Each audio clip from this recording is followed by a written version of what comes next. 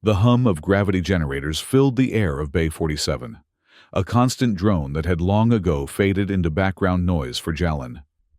He inhaled deeply, the familiar scent of ozone and burnt metal filling his nostrils as he adjusted the plasma welder on his workbench.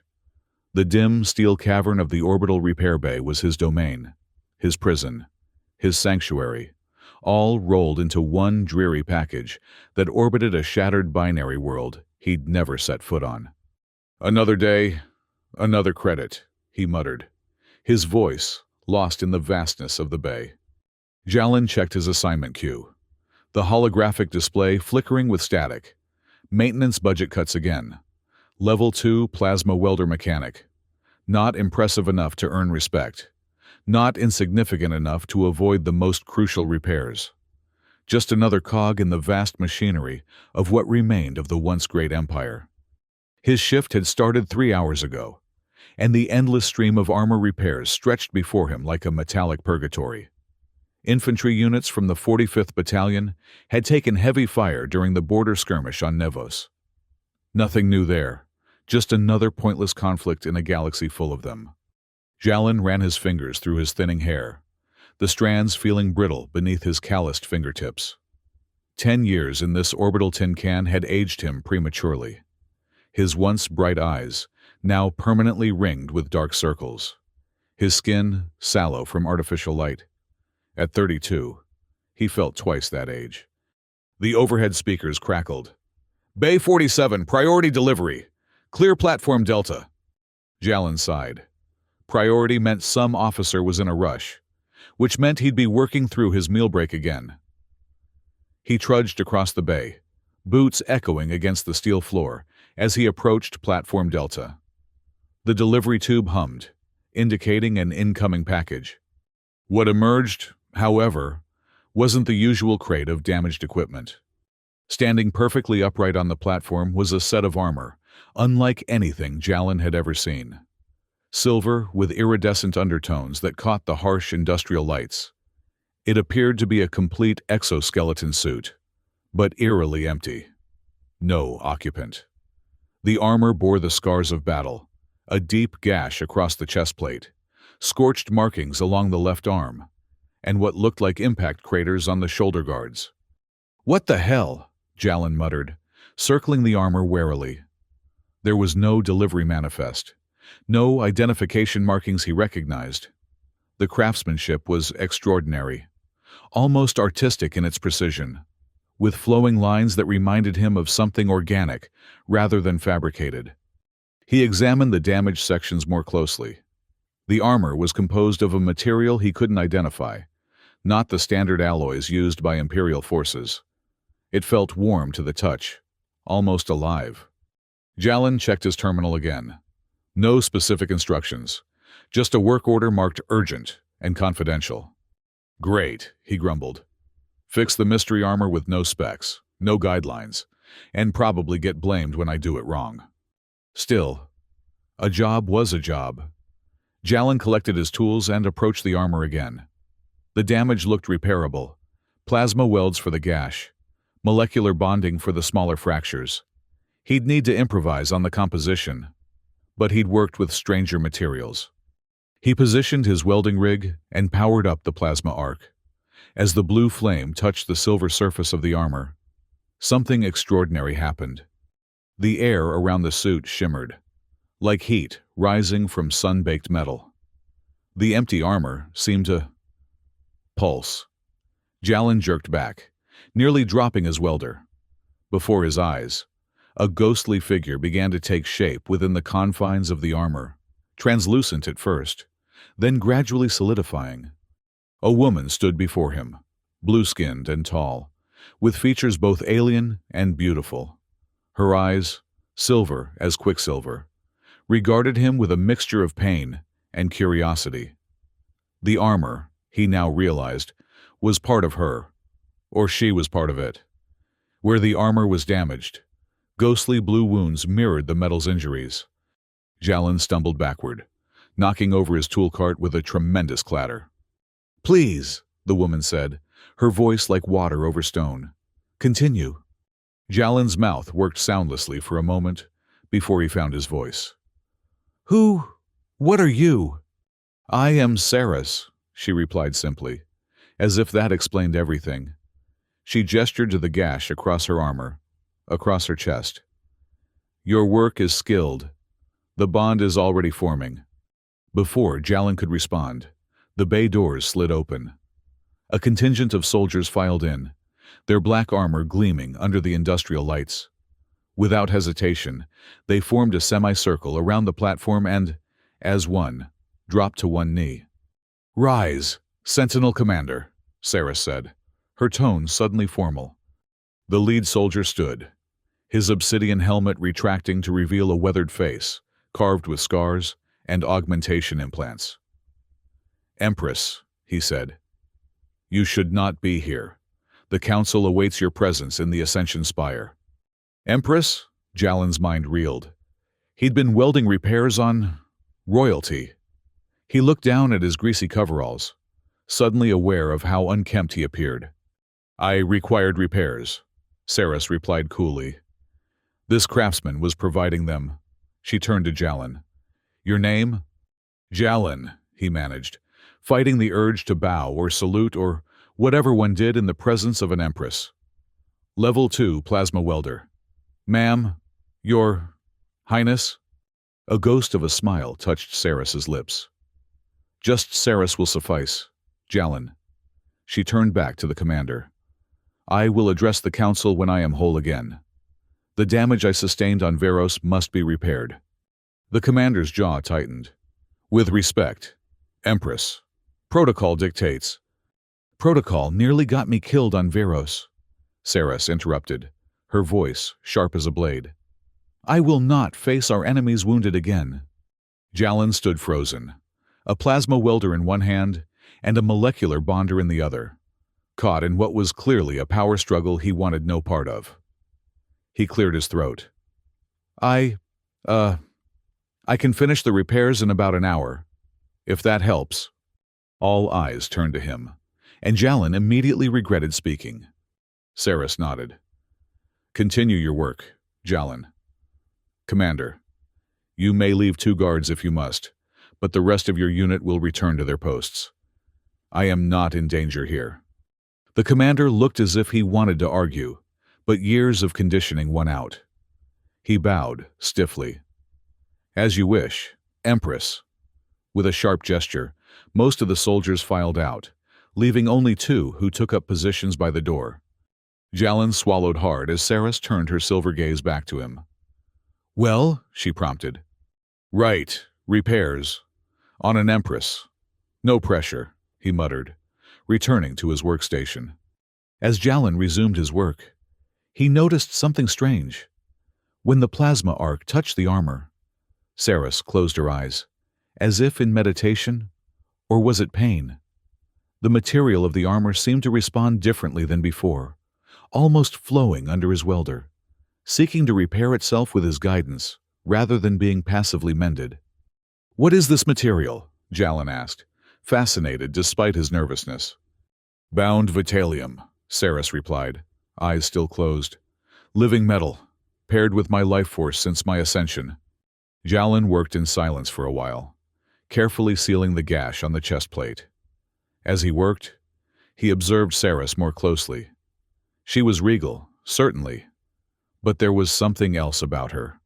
A weariness behind her imperious demeanor, a tension in her shoulders that spoke of burdens too heavy to bear alone. "You're very good at this," Saris commented as he moved to repair a fracture along her arm. "I've had lots of practice," Jalin replied, "though usually on standard-issue combat armor. Not living metal bonded to an Empress." "And what do you think of the empire you serve, Jalin?" she asked suddenly. Jalin's hands froze momentarily, before continuing their work. A dangerous question. "I think I'm grateful for steady employment." A diplomatic answer. "The only kind that keeps people like me alive. You're Saris." She nodded, understanding in her silver eyes. "The fractured empire is not what it once was. Few remember the days before the sundering, when our worlds were whole." Jalin had heard the stories. A golden age before civil war had torn the empire apart, leaving behind fragmented factions and a broken ring world. But those were just tales told over synthetic alcohol in the mechanic's lounge after shifts. As he completed the final repair on her shoulder guard, alarms suddenly blared throughout the bay. Red emergency lights bathed the room in a crimson glow. "Unregistered entity detected in Repair Bay 47, announced a mechanical voice. "Security protocols engaged. Lockdown initiated." The two guards by the door immediately raised their weapons. But they weren't aiming at Saras. They were scanning the bay, looking for intruders. The commander's voice came over the comm system. "Empress, stay where you are. We have a security breach." Saras's expression hardened. "No, we don't. Their systems simply don't recognize me anymore." She turned to Jalin. "They've activated the security AI. It won't distinguish between us now. We're both targets." "What? Why would Imperial security target the Empress?" Jalin demanded, panic rising in his chest. "Because," Saras said grimly, "to summon power. I died 5 years ago. My return is inconvenient."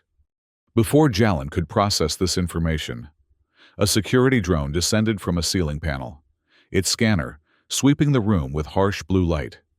"We need to move," Saras said, grabbing Jalin's arm. Her touch was surprisingly warm for someone who had appeared ghostly moments ago. Now, the guards by the door suddenly stiffened, their armor locking into place as the security override took control of their systems. Their weapons turned toward Saras and Jalin. "Run!" Saras pulled Jalin toward the maintenance shaft at the back of the bay. Jalin had no time to think, no time to question why he was suddenly fleeing with an Empress from Imperial forces. Survival instinct took over as energy bolts impacted the wall behind them. They scrambled into the narrow maintenance shaft, Jalin leading the way through the labyrinthine passages he knew from years of repair work. The shaft led deeper into the station, away from the public areas and toward the core systems. "Where are we going?" Saras asked, her armor making soft scraping sounds against the metal walls of the shaft. "Somewhere they won't look for an Empress," Jalin replied, his breath coming in short gasps. "The biofiltration level, it stinks. It's humid, and the security sensors are always malfunctioning because of the organic material." They emerged into a vast chamber, filled with massive tanks of bubbling liquid. The air was thick with humidity and the pungent smell of engineered bacteria breaking down waste material. Catwalks crisscrossed above the tanks, and the walls were covered with a film of condensation. Jalin led Saras to a small maintenance platform, tucked between two processing units. "We should be safe here for a few minutes. The humidity interferes with thermal scans." Saras nodded, her silver eyes taking in their surroundings. "Clever. It's where I hide when I need a break from supervisors," Jalin admitted, then winced. "Sorry. Probably not information you need." "On the contrary," Saras said, a hint of amusement in her voice. "It's precisely that kind of knowledge that keeps one alive." Jalin leaned against the railing, trying to catch his breath and make sense of what was happening. "So, you're an Empress that some people think is dead, and now Imperial security is trying to kill you? Again? And somehow I'm involved because I fixed your armor?" "A succinct summary," Saras nodded. "Though there's more to it, of course." "There always is," Jalin muttered. "Look, I'm just a mechanic. I fix things. I keep my head down. I'm not cut out for—" He gestured vaguely. "Whatever this is. Political intrigue? Rebellion? I don't even vote in the station's cafeteria menu polls." Saras studied him for a long moment. "You repaired my armor when it was broken. You didn't ask questions about who I was or what faction I represented. You simply saw damage and fixed it." She placed a hand on his shoulder. "That makes you precisely the kind of person I need, Jalin." The earnestness in her voice made Jalin uncomfortable. "I was just doing my job." "And now your job has changed," Saras said firmly.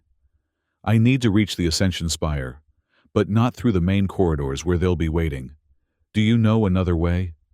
Jalen ran a hand through his hair, knowing he should refuse. Should find a way to alert security.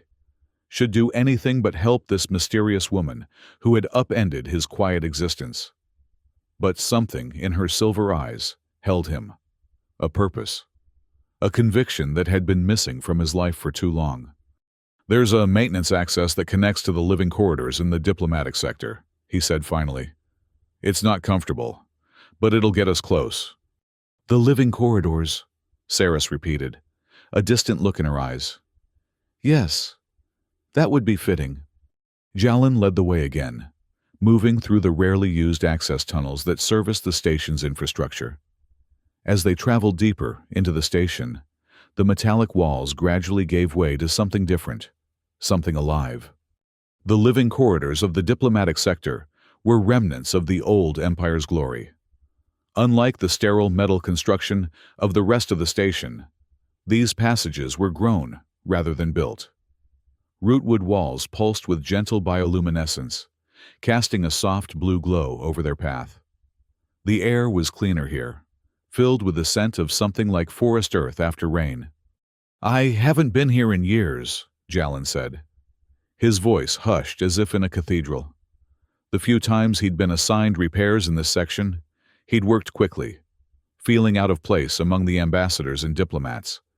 Saris, however, moved through the living corridors with familiar ease. Her armor seemed to resonate with the surroundings, the iridescent undertones brightening to match the bioluminescence of the walls. These passages were grown from seedlings, brought from my homeworld, she said, running her fingers along the pulsing rootwood. Before the sundering, before the ring world was broken. They passed through a series of increasingly grand chambers, each empty and echoing with absence. The diplomatic sector, once bustling with representatives from 100 worlds, now stood largely abandoned, a ghost of former glory. Where is everyone? Jalen asked. Gone, Saris replied simply. When the Empire fractured, the diplomatic missions withdrew.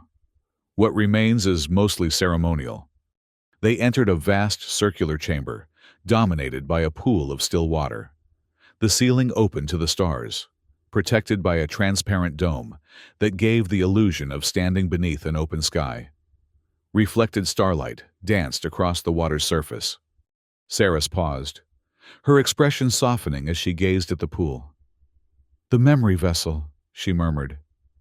It still exists. She knelt by the water's edge and placed her hand upon the surface. Ripples spread outward, but instead of dissipating, they began to glow with increasing intensity. The water itself seemed to respond to her touch, luminescent patterns forming beneath the surface. Jalen watched in amazement as images began to form in the glowing water. A planet with a ring system, cities of rootwood and crystal, faces of blue-skinned people who resembled Saris. What is this? He whispered. Our history, Saris replied.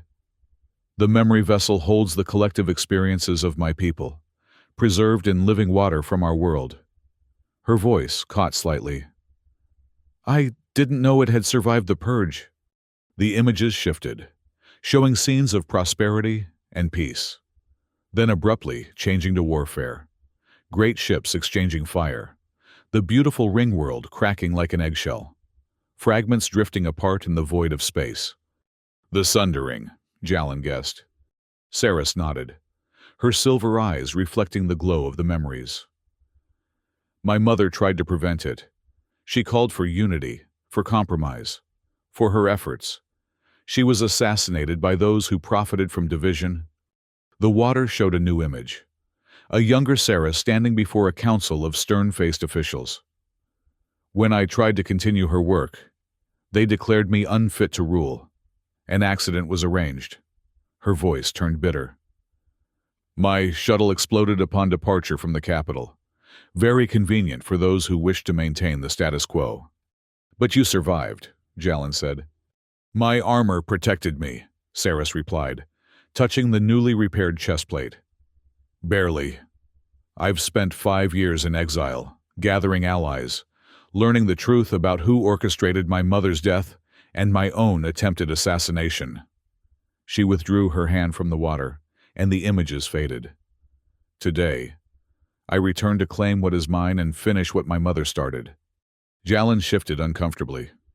And what exactly is that? The reunification of the fractured empire, Sarah said, rising to her feet. Not through conquest, but through healing. Just as you repaired my armor, Jalen, I intend to repair our broken worlds. A noble goal, Jalen thought, but one that would likely get them both killed. Still, he'd come this far.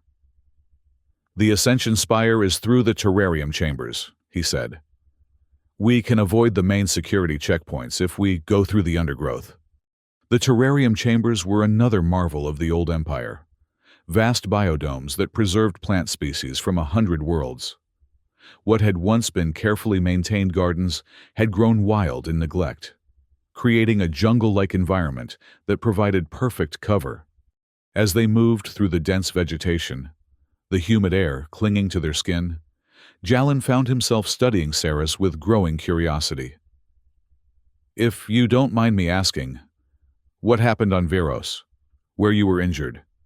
Saris pushed aside a broad leaf, revealing a path forward.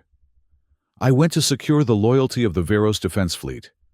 Their admiral was once loyal to my mother, but someone warned him of my coming. Her expression darkened. It was a trap. The admiral is dead, and I barely escaped with my life. Someone betrayed you, Jalen concluded. Someone always betrays, Saris said with grim certainty.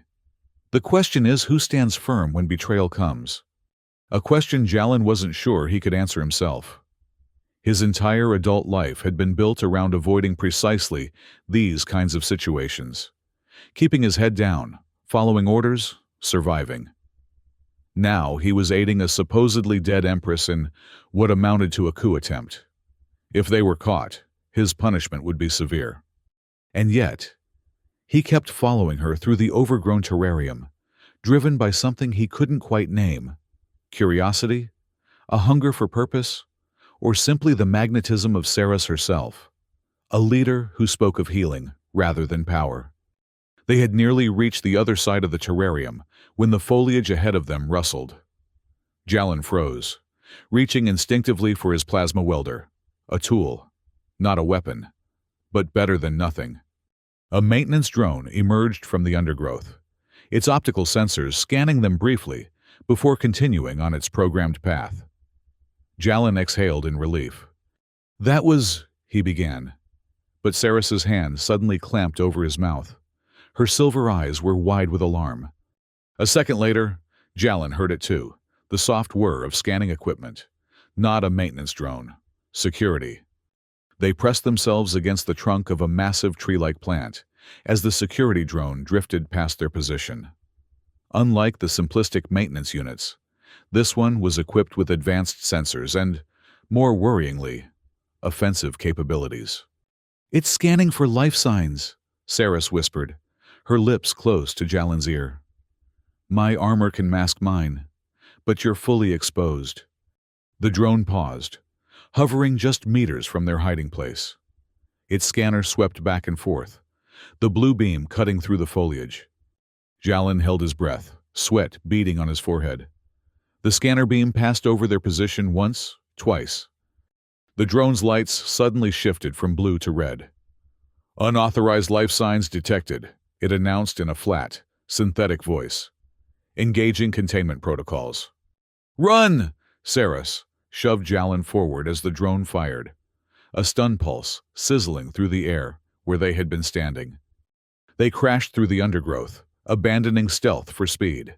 Behind them, the drone gave pursuit, its monotone voice continuing to announce their presence as it fired additional stun pulses. Ahead, Jalen could see the exit to the terrarium, a sealed doorway that led to the base of the Ascension Spire. There, he gasped, pointing. Saris nodded, her armor gleaming as she ran beside him. Cover your ears, she commanded. Before Jalen could ask why, Saris turned and made a sharp gesture with her hand. Her armor pulsed with energy, and a concussive wave erupted from her palm, slamming into the pursuing drone. The machine exploded in a shower of sparks and twisted metal. The blast left Jalen's ears ringing despite his hands covering them. "That's handy," he managed. "A defensive capability," Saris explained. "Limited use. It drains the armor's energy reserves." They reached the door, but the control panel glowed red, locked down as part of the security alert. Jalen examined the panel, his mechanic's mind quickly assessing the system. "I can bypass this," he said, prying off the cover to expose the circuitry beneath. "But it'll take a few minutes." Saris took up a defensive position, scanning the terrarium behind them. "Work quickly. That drone will have transmitted our location before I destroyed it." Jalen's fingers moved swiftly among the circuits, rerouting power and overriding command protocols. It was delicate work, made more difficult by his trembling hands and the knowledge that armed security forces were likely closing in on their position. "Almost got it," he muttered, connecting a final bypass. The door's indicator light flickered from red to green, and the sealed portal slid open. "There!" They slipped through, and Jalen quickly resealed the door behind them. They found themselves in a narrow corridor that spiraled upward, the base of the ascension spire. "We need to climb," Saris said, looking up at the spiraling passage. "The council chamber is at the summit." The ascent was grueling. The spire rose 100 levels above the main station, and the maintenance passage they followed had not been designed for comfort. Narrow stairs wound upward around the outer wall, while the center of the shaft dropped away into darkness. As they climbed, Jalen's mind raced with questions. "This council you're going to face, who are they?" Saris's voice was steady, despite the exertion of the climb. "Representatives of the major factions that emerged after the Sundering.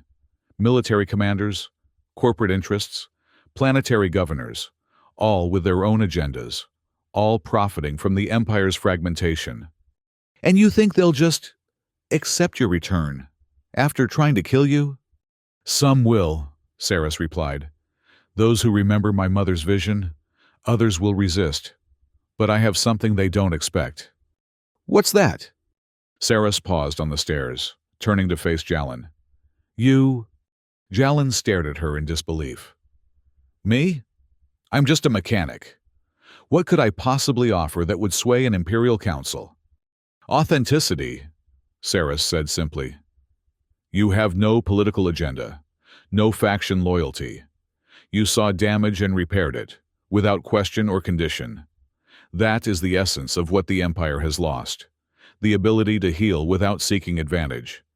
Jalen shook his head, uncomfortable with the weight of expectation in Saris's silver eyes.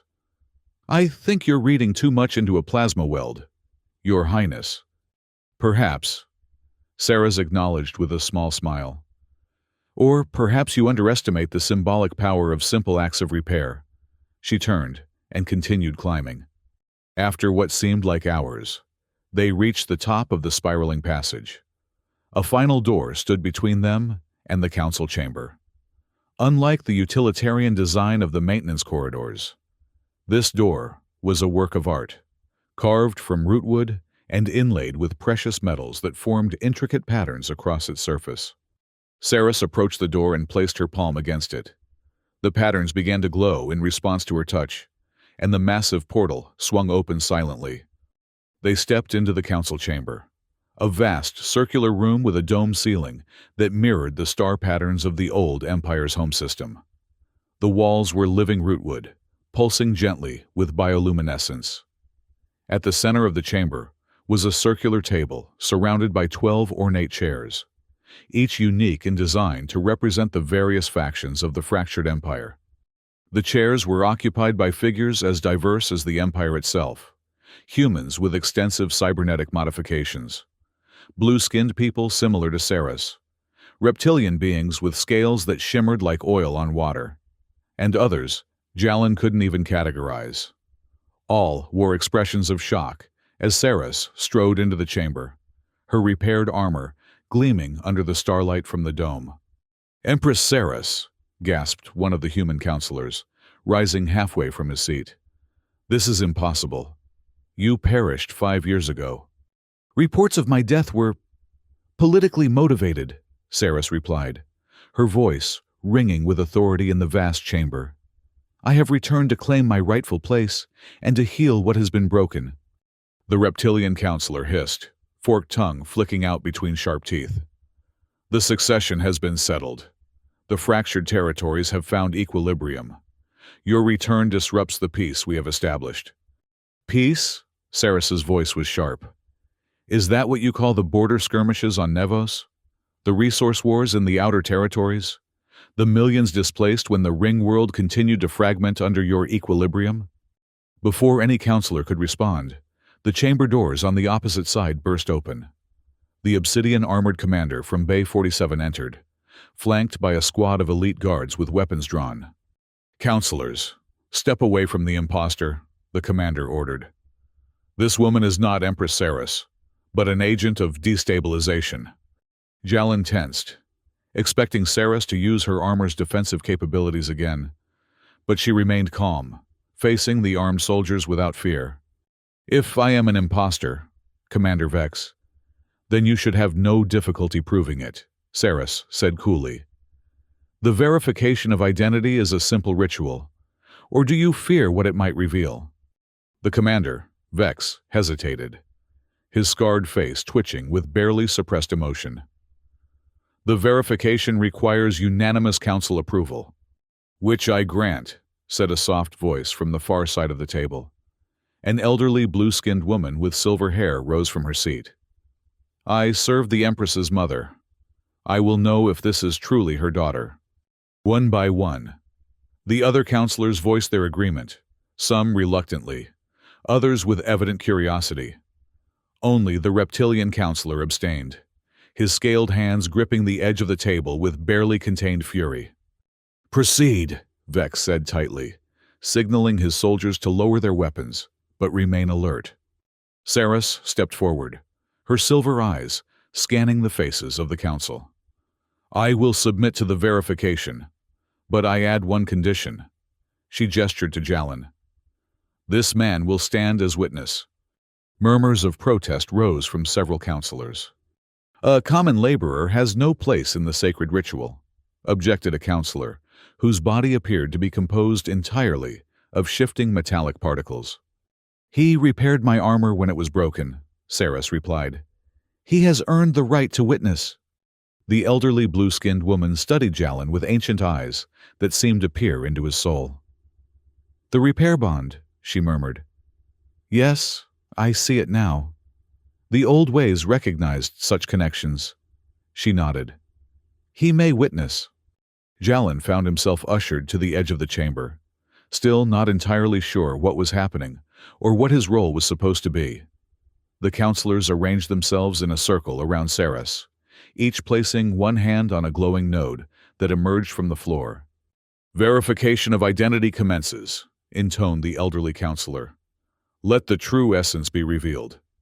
The rootwood walls pulsed with increased intensity, and from the center of the circular table rose a holographic display, a three-dimensional image of the shattered ring world. The broken pieces hung in space, slowly rotating to show the full extent of the damage. Saris stepped into the hologram, allowing the light to wash over her. Her armor responded, the iridescent undertones shifting to match the colors of the projection. For a moment, she appeared to become one with the image of the broken world. Speak your true name and lineage, commanded the elderly counselor. I am Saris Kelvorden, daughter of Empress Lyria Kelvorden, heir to the unified throne, guardian of the ring world, keeper of the memory vessel. Saris's voice echoed strangely in the chamber, as if coming from multiple sources at once. I was born during the Great Confluence, when the ring world was whole, and I survived the sundering that tore it apart. As she spoke, the holographic ring world began to change. The broken fragments moved, not reconnecting completely, but aligning in a new configuration. a spiral pattern that suggested the possibility of wholeness without denying the reality of the fractures. "She speaks truth," the elderly counselor said, her voice filled with wonder. "The world pattern responds to her essence." "A technological trick," Vex spat, though his certainty seemed to waver. "Then explain this," Saris challenged. She removed her helmet, revealing her face fully for the first time. Across her forehead was a pattern of silver markings, intricate whorls and lines that seemed to shift and flow like quicksilver beneath her skin. "The royal markings cannot be replicated or falsified. They respond only to the true bloodline." Jalin watched in fascination as the markings on Saris's forehead pulsed, in perfect synchronization with the bioluminescent patterns in the rootwood walls. The connection was undeniable. She was part of this place, linked to it on a fundamental level. Several counselors gasped. The reptilian representative hissed in evident displeasure, but did not speak. "Identity verified," the elderly counselor announced. "This is Empress Saris Kelvorten, rightful heir to the unified throne." Vex's posture stiffened further, but he did not contradict the verification. "The throne no longer exists. Verified or not, the empire is fractured. The old ways are dead." "No," Saris said, her silver eyes flashing. "The empire is wounded, not dead. It can be healed, just as my armor was healed." She turned to Jalin, gesturing for him to approach. Hesitantly, Jalin stepped forward, acutely aware of the stares of the counselors and soldiers. He felt woefully out of place in this chamber of power, still wearing his stained mechanic's coveralls. "This man," Saris continued, placing a hand on Jalin's shoulder, "had no knowledge of who I was. He saw only damage that needed repair. He did not ask which faction I represented or what reward he might gain. He simply fixed what was broken." She turned to face the council directly. "That is the essence of what we have lost, the ability to see beyond our divisions to the common good." "Pretty words," sneered the reptilian counselor. "But the reality is that the fractured territories will never reunite. There is too much blood between us now. Too many conflicting interests." "I do not propose reunion as it was before," Saris replied. "The old empire was flawed, rigid, unwilling to adapt. What I propose is a new configuration, like the spiral pattern you saw in the hologram. Not forced unity, but aligned purpose. Not erasing our differences, but finding strength in them." She turned to Jalin again. "Show them your repair work." Jalin blinked in confusion. What?" "The weld on my armor," Saris clarified. "Show them how you joined what was broken." Understanding dawned on Jalin. This was why she had brought him, not just as a witness, but as a demonstration. He approached Saris and carefully indicated the plasma weld on her chest plate, where the deep gash had been. "I used a modified frequency on the plasma arc," he explained, feeling strange to be discussing technical details in this formal setting. "It allowed the living metal to flow naturally back together, rather than forcing it. The material wanted to be whole again. I just helped it find its way." "The repair bond," the elderly counselor said, nodding in understanding. "A sacred connection in the old traditions. When one who heals joins with one who leads." Vex made a disgusted sound. "You would base the future of the Empire on mystical nonsense and the work of a common mechanic? I would base it on principles that served us well before ambition tore us apart," Saris countered. "The repair bond was more than ritual. It was a reminder that true leadership begins with healing, not conquest." She placed her hand over the repaired section of her armor. "In accordance with the ancient laws, I claim the right of repair bond. This man, Jalin, has mended what was broken. By the old traditions, he stands as my witness and advisor in the reformation of the fractured empire." A shocked silence fell over the chamber. Even Jalin stared at Saris in disbelief. This hadn't been mentioned during their flight through the station. Advisor to an empress? Him? A level 2 plasma welder who had never even set foot on a planet's surface. The reptilian counselor was the first to recover. This is absurd. The repair bond is an archaic custom with no place in modern governance. We will not be ruled by a dead empress and her pet mechanic. The verification confirmed her identity, the elderly counselor reminded him.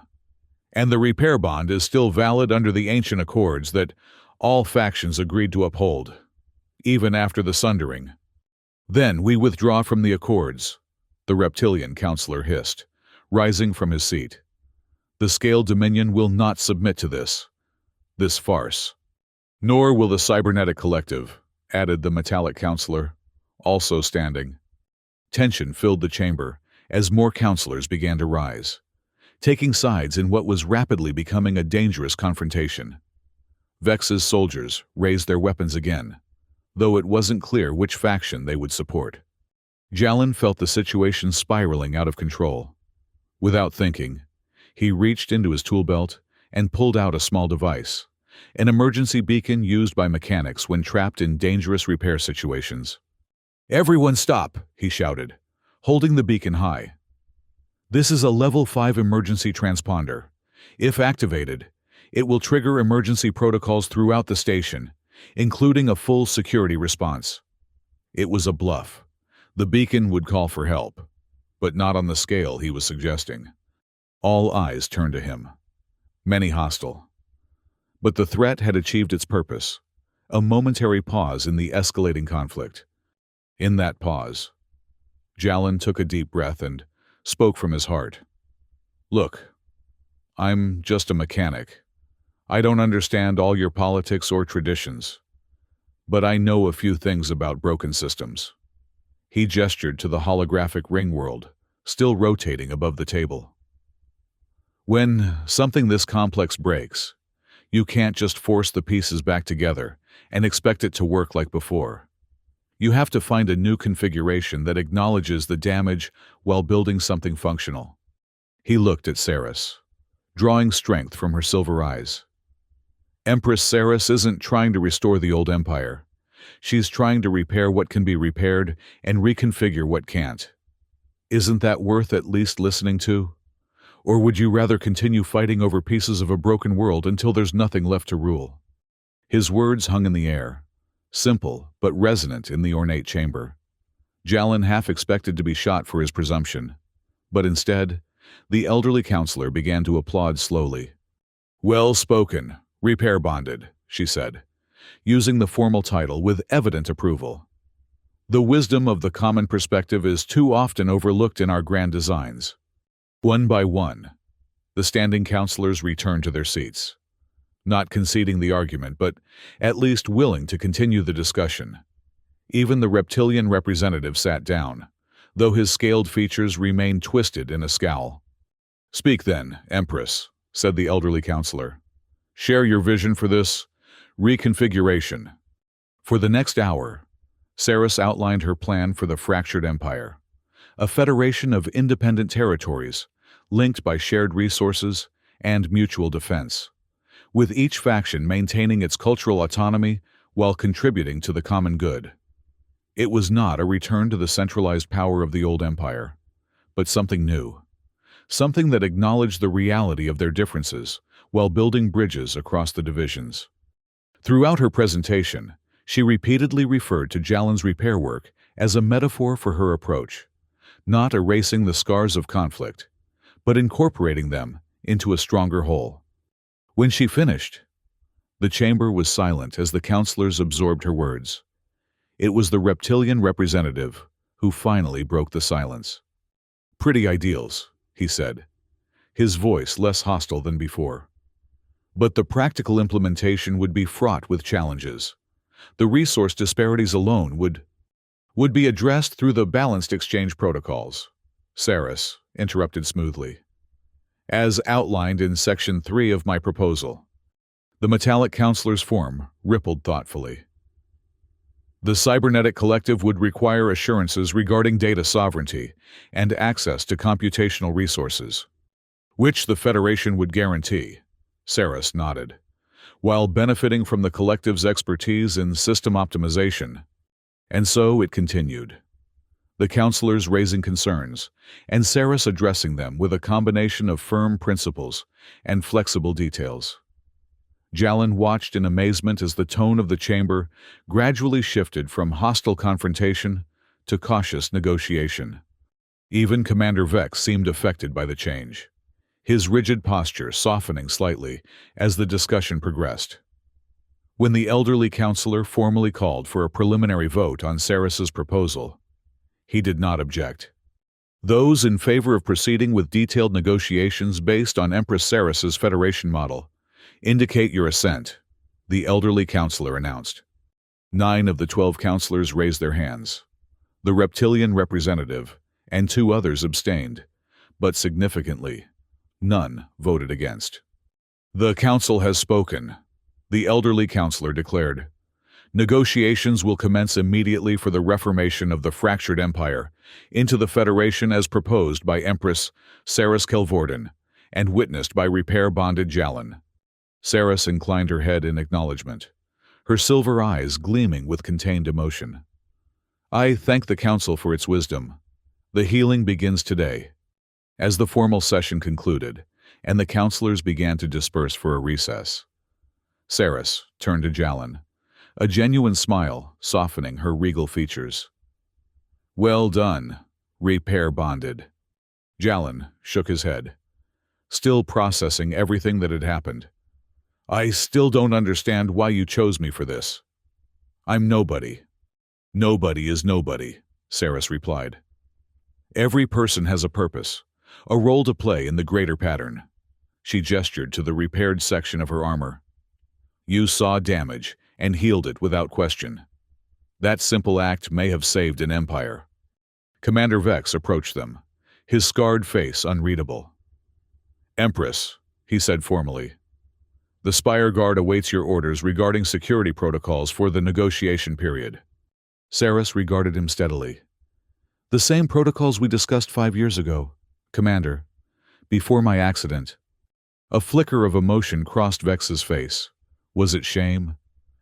As you wish, Empress. And it is good to have you back. He saluted and withdrew.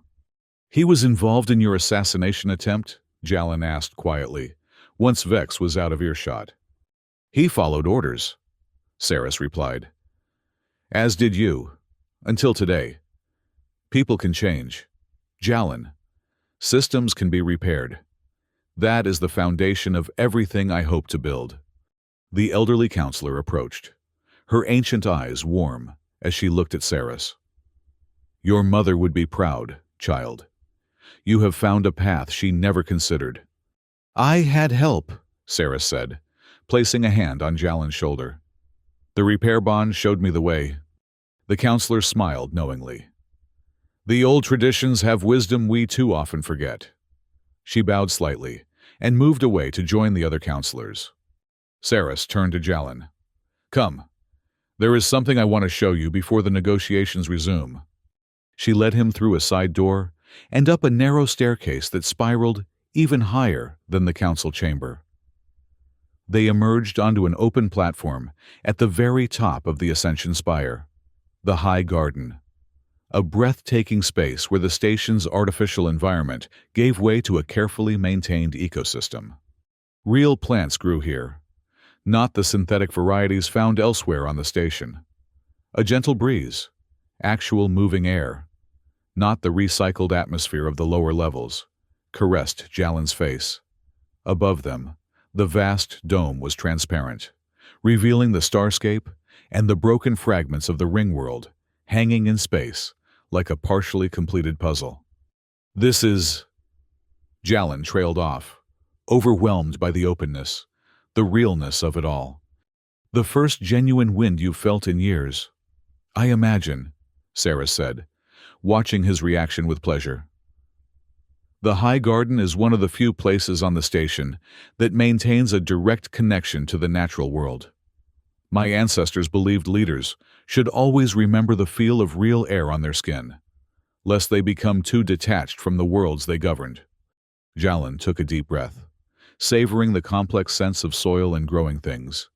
After a decade of processed air, it was almost intoxicating. "It's beautiful. It's a beginning," Saris replied. "A small patch of wholeness in a fractured reality." She gazed up at the visible fragments of the ring world. "Someday, we'll rebuild what was broken. Not exactly as it was. That's impossible now. But something new that honors what came before." Jalan followed her gaze, trying to imagine the ring world made whole again. "Do you really think it's possible? To repair something that broken?" "You repaired my armor," Saris said simply. "The principle is the same. Only the scale differs." She turned to face him directly. "Which brings me to an important question. Repair bonded Jalan." "Just Jalan is fine," he said automatically, then winced at his own informality. Sarah smiled. "Jalan. Then. The repair bond is more than symbolic. It establishes a formal position in the governance structure. As negotiations proceed, I will need an advisor who sees things from a practical perspective, who understands the importance of repair over replacement." Her silver eyes held his.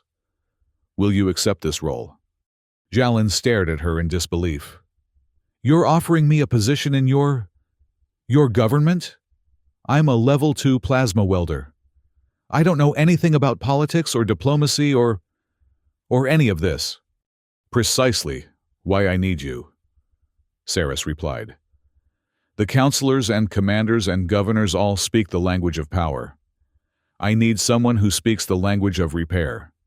She placed a hand on his arm. "You don't have to answer immediately. Think about it." Jalan shook his head, overwhelmed. "This morning I was fixing standard-issue combat armor and wondering if the cafeteria would have those synthetic protein cubes I like for lunch. Now you're asking me to help rebuild an empire." "Life rarely follows the paths we expect," Sarah said, a hint of amusement in her voice. "Sometimes we're called to greater purpose than we imagined for ourselves." A purpose. That was what had been missing from Jalan's life for so long. The endless repetition of repairs without meaning. Days blending into years in the steel confines of Bay 47. Now, this blue-skinned empress with silver eyes was offering him something he'd never dared to hope for. A chance to make a difference. To build, rather than merely maintain. "I don't suppose the position comes with better food options than the mechanics cafeteria?" he asked, a tentative smile forming.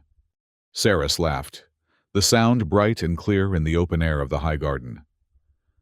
"I believe that can be arranged, though I've heard the synthetic protein cubes are an acquired taste."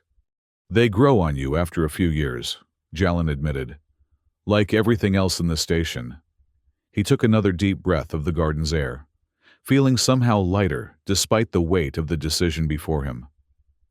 "I'll need time to think about this. It's a lot to process." "Of course," Saris nodded. "The negotiations will take weeks, perhaps months. There is time." She gazed out at the stars again. "For now, enjoy the garden. Real moments like these are rare enough." They stood in comfortable silence for a while, watching the slow dance of the ring world fragments against the backdrop of space. Eventually, Sarah spoke again, her voice softer than before. "Thank you, Jalan. Not just for repairing my armor, but for standing with me in the council chamber.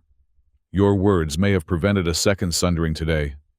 Jalan shrugged, embarrassed by her gratitude. "I just said what I was thinking. Nothing special about that." "Speaking truth simply is one of the rarest skills in politics," Saris replied. "You'll learn that, should you accept my offer." A chime sounded from below, signaling the council's return to session. Saris straightened, her posture once again regal and formal. "Duty calls," she said. "Feel free to remain here as long as you wish. The garden is open to you now." As she turned to leave, Jalan found himself speaking without planning to. "I'll do it. I'll accept the position." Saris paused, looking back at him with those silver eyes that seemed to see more than he showed. "Are you certain? This is not a decision to make hastily. Nothing about today has been normal, Jalin replied with a wry smile. Might as well embrace the madness completely. More seriously, he added, I want to help. I'm good at fixing things. If that skill can help fix something bigger than broken armor, then yes, I'm in. Saris nodded, satisfaction and something like relief in her expression. Then it is settled, repair bonded. When I return to the council, I will formally announce your appointment. She held out her hand. Jalin took it, surprised by the warmth of her touch. Something passed between them in that moment. Not the formal repair bond of tradition, but something more personal. A connection forged through shared danger and common purpose. Don't they have some fancy ceremony for this kind of thing? Jalin asked. Oaths and pledges and whatnot? We've had enough ceremony for one day, Saris replied. And in my experience, it's not the formal oaths that bind people to their word, but the quiet promises made in moments like this. She squeezed his hand once before releasing it. Besides, I suspect you'll have your fill of Imperial protocol in the coming days. Great, Jalin said with mock dismay. More things to fix. Saris laughed again, the sound carrying on the garden breeze. Indeed, but we'll fix them together. With a final nod, she turned and descended the stairs, leaving Jalin alone in the high garden. He walked to the edge of the platform, gazing out at the fragments of the ring world. This morning, they had been distant, irrelevant pieces of a broken history. Now, somehow, he was part of the effort to rebuild them into something new. All because he'd fixed a piece of armor without asking questions. Jalin smiled to himself, running a hand through his thinning hair. Life rarely follows the paths we expect, Saris had said, an understatement if ever there was one. In the distance, the largest fragment of the ring world caught the light of its star, gleaming with the promise of possibility. Jalin watched it, feeling for the first time in years a sensation he'd almost forgotten. Hope. Synthetic protein cubes and empire building, he murmured to himself. Hell of a career change. The breeze seemed to carry his words away into the vastness of space, where broken worlds awaited repair and new configurations promised healing for old wounds.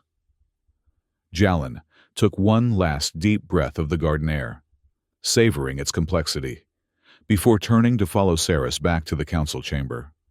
The empire might be fractured, but perhaps, just perhaps, it wasn't beyond repair after all.